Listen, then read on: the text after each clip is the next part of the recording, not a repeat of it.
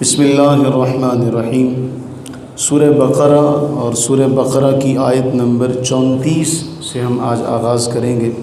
فرمایا وَإِذْ قُلْنَا لِلْمَلَائِكَةِ اسْجُدُوا لِآدَمَ فَسَجَدُوا إِلَّا إِبْلِيسَ أَبَى وَاسْتَكْبَرَ وَكَانَ مِنَ الْكَافِرِينَ۔ سارا معاملہ ہو گیا، حضرت سیدنا آدم علیہ الصلاۃ والتسلیم نے ان چیزوں کے نام بتا دیے، علمی برتری ثابت ہو گئی۔ ایک سبق ہے جو میرے اور آپ کے لیے بہت اہم ہے کہ جب ہم سے اگلا کسی بھی مرتبے میں کسی فن میں ہم سے زیادہ آگے ہو، سینئر ہو، ہم سے علم و فضل میں بڑا ہو، تو ہمیں اس کے سامنے وہی رویہ اختیار کرنا چاہیے جو فرشتوں نے آدم علیہ السلام کے سامنے کیا تھا۔ دو رویے ہمیں ملتے ہیں۔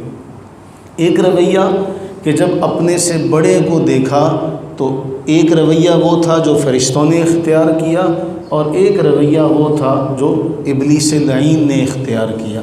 جو فرشتوں نے رویہ اختیار کیا اللہ تعالیٰ نے ان کی تحسین فرمائی، اور جو ابلیس نے رویہ اختیار کیا ہمارے سامنے ہے۔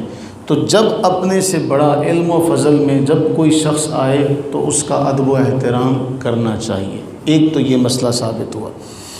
اب جب علمی برتری ثابت ہو گئی تو فرمایا وَإِذْ، اور اے محبوب صلی اللہ علیہ وسلم یاد کیجئے جب ہم نے فرشتوں سے فرمایا اسجدوا لآدم، آدم کو سجدہ کرو، تو فسجدوا، سب نے سجدہ کیا، الا ابلیس، سوائے ابلیس کے۔ اس نے سجدہ کیوں نہ کیا؟ فرمایا ابا، اس نے انکار کیا۔ صرف انکار پر اکتفا نہیں کیا، واستکبر، اس نے تکبر کیا، اپنے آپ کو بڑا سمجھا، اور وکان من الکافرین، اور وہ کافروں میں سے ہو گیا۔ اس نے کہا میں نہیں کرتا۔ اور قرآن کریم نے یہ واقعہ متعدد جگہوں پر ذکر کیا۔ سورہ اعراف میں بیان ہوا یہی واقعہ، اس میں یہ اضافہ ہے کہ فرمایا قال ما منعک الا تسجد اذ امرتک، اللہ نے فرمایا کہ جب میں نے حکم دیا پھر تجھے کس چیز نے روکا؟ تو ابلیس نے جواب دیا انا خیر منہ خلقتنی من نار وخلقتہ من طین، میں بہتر ہوں اس سے، یہ خاک کا پتلا ہے، مجھے تو نے آگ سے بنایا ہے، تو میں اس سے بہتر ہوں، میں اسے سجدہ نہیں کرتا۔ پھر سورہ بنی اسرائیل میں بھی یہی جملہ ہے، اس نے کہا اسجد لمن خلقت طینا، کہ میں اس کو سجدہ کروں جس کو تو نے مٹی سے پیدا کیا۔ پھر سورہ کہف میں بھی اللہ تعالیٰ نے یہی واقعہ ذکر کیا، سورہ طٰہٰ میں بھی یہی بیان ہوا، سورہ صاد میں بھی یہی بیان ہوا۔ تو قرآن کریم نے متعدد جگہوں پر اس واقعے کو ذکر کیا، نشاندہی کی اس بات کی کہ سب نے آدم کے سامنے سجدہ کیا لیکن ابلیس نے سجدہ نہیں کیا۔ اب ایک بڑی اہم بات ہے جو قرآن نے بڑی واضح طور پر بیان کی، اور یہ ہمارے ہاں ایک سوال پیدا ہوتا ہے، یہ جو ابلیس ہے اس کے بارے میں قرآن خود فرما رہا ہے کان من الجنی، جس طرح سورہ اعراف میں اس نے خود یہ کہا کہ خلقتنی من نار، تو نے مجھے کس سے پیدا کیا؟ آگ سے پیدا کیا۔ پھر سورہ کہف میں یہ بات واضح بیان کی گئی کہ کان من الجنی، وہ جنوں میں سے تھا، وہ فرشتوں کی جماعت میں شامل تھا۔ اب اس پہ ایک اور اعتراض ہوتا ہے کہ جی حکم تو تھا فرشتوں کو، للملائکہ، ہم نے کہا ملائکہ سے کہ آدم علیہ السلام کو سجدہ کرو، تو اسے تو حکم ہی نہیں تھا۔ تو ایک محاورہ ہمارے ہاں مشہور ہے کہ جو اکثر ہے، اکثر کا جو حکم ہوتا ہے وہی چلتا ہے اور اس کے اندر کل آ جاتے ہیں۔ مثلا قرآن کریم میں جب کہیں خطاب ہوتا ہے تو وہ اہل ایمان مردوں کو ہوتا ہے، عورتیں اس ضمن میں شامل ہو جاتی ہیں۔ بہت کم ایسے معاملات ہیں جہاں عورتوں کو علیحدہ خطاب کیا گیا۔ اسی طرح جب کسی مجمع میں اکثریت ایک جماعت کی ہو تو اسی جماعت کو خطاب کیا جاتا ہے، تو جو ایک آدھ بندہ ہوتا ہے وہ بھی اس جماعت میں شامل ہوتا ہے۔ تو چونکہ یہ سارے فرشتے تھے، ان فرشتوں کی جماعت میں یہ بھی تھا، تو حکم جب فرشتوں کو دیا گیا تو یہ اس حکم میں شامل تھا، لیکن یہ فرشتوں میں سے نہیں ہے، یہ نوری مخلوق نہیں ہے۔ اس نے خود اقرار کیا کہ تو نے مجھے کس سے پیدا کیا، اور خود قرآن نے یہ بات وضاحت سے بیان کی کہ کانا من الجنی، یہ کس میں سے تھا؟ جنوں میں سے تھا۔ اس نے انکار کر دیا۔ اب انکار کیوں کیا؟ قرآن نے یہ بھی بڑی وضاحت کے ساتھ بیان کیا کہ ابا واستکبر، اس نے کیا تکبر، اس نے کیا تکبر۔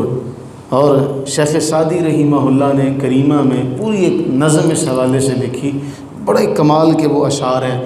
کہا ہم نے یہ کریمہ پڑھی تھی 1999 میں، ہمارے استاد صاحب تھے مولانا نظام الدین صاحب رحمہ اللہ، وہ اس طرح اس کو مترنم پڑھا کرتے تھے، وہ آج بھی لہجہ ان کا یاد ہے جس طریقے سے وہ پڑھتے تھے، اور وہ جس انداز میں وہ پڑھتے تھے اس کا تو پھر کیا ہی کہنا۔ تکبر مکن زینہار بسر کہ روزے ز دستش درائی بسر۔ شیخ سعدی کہتے ہیں کہ اے بیٹے تکبر نہ کر، تکبر نہ کر کہ ایک دن تو پھر سر کے بل اس کے بارگاہ میں آئے گا، سر کے بل چل کے آئے گا، اس لیے تجھے تکبر بالکل بھی تیرے لیے لائق نہیں۔ پھر کہا تکبر زیدانہ بود نا پسند غریبا یدیمان از ہوش مند، تکبر بود عادت جاہلاں تکبر نیاید ز صاحب دلاں۔ کہتے ہیں کہ عقل مند آدمی تکبر نہیں کرتا، اور عقل مند آدمی سے یہ تو بات پسند ہی نہیں کی جاتی، یہ جاہلوں کی عادت ہوتی ہے، اور جو صاحب دل آدمی ہوتے ہیں وہ تکبر نہیں کرتے، جو صاحب دل ہوتے ہیں وہ تکبر نہیں کرتے۔ پھر فرماتے ہیں تکبر عزازیل را خار کرد بزندان لعنت گرفتار کرد۔ تکبر نے شیطان کو خار کر دی، اور ایسا خار کیا کہ لعنت کے قید خانے میں اس کو قید کر دی، قیامت تک کے لیے فرمایا کہ تجھ پہ میری لعنت ہے۔ پھر فرمایا تکبر بود مایہ مدبری تکبر بود اصل بدگوہری۔ کہتے تکبر بدبختی کا سرمایہ ہے۔ تکبر کس کا سرمایہ ہے؟ بدبختی کا، اور ہر برائی کی بدذاتی کی جڑ تکبر ہے۔ آخری میں وہ جملہ کہتے ہیں چودانی تکبر چرا میں کنی خطا میں کنیوں خطا میں کنی۔ جب تو جانتا ہے پھر تکبر کیوں کرتا ہے؟ خطا کرتا ہے، خطا کرتا ہے۔ تو قرآن نے سب سے وضاحت کے ساتھ یہ جملہ کہا کہ جہاں اس نے تکبر کیا، اس تکبر کی وجہ سے کہاں وہ فرشتوں کی معزز جماعت میں شامل تھا، اور کہاں اللہ نے اسے فرمایا نکل جا تو رجیم ہے اور قیامت تک کے لیے تجھ پہ میری لعنت۔ یہ کوئی ہلکا جملہ نہیں ہے۔ اس نے انکار کیا اور اس انکار پر اس نے تکبر کیا۔ اللہ سے یہ دعا کریں کہ باری تعالیٰ اپنی رحمت کا صدقہ، اپنے فضل و کرم کا صدقہ ہمیں تکبر سے محفوظ فرمائے۔ کہ یہ تکبر جو ہے، جس طرح کہا کہ ہر بدبختی کی یہ جڑ ہے، لیکن اس میں یہ ہم نے کئی بار روایت پڑھی، آپ کو یاد ہوگا جو صبح کے درس میں ہمارے ساتھ شامل ہیں، کہ اللہ کے نبی علیہ الصلوۃ والتسلیم سے ایک شخص نے پوچھا جی ایک آدمی چاہتا ہے کہ میرے کپڑے اچھے ہوں، میری جوتی اچھی ہو، تو فرمایا یہ تکبر نہیں ہے۔